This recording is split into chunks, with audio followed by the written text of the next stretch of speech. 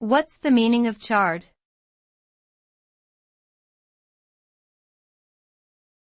Charred.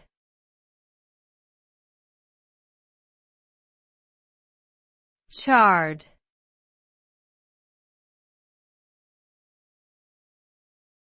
Charred.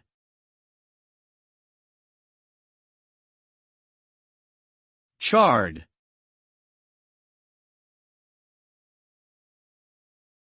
The term charred refers to the process of burning something, typically food.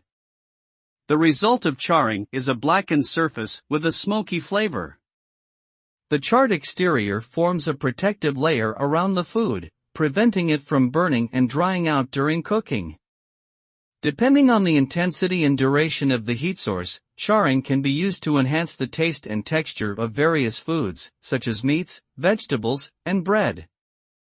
However, excessive charring can also produce harmful chemicals that may increase the risk of cancer.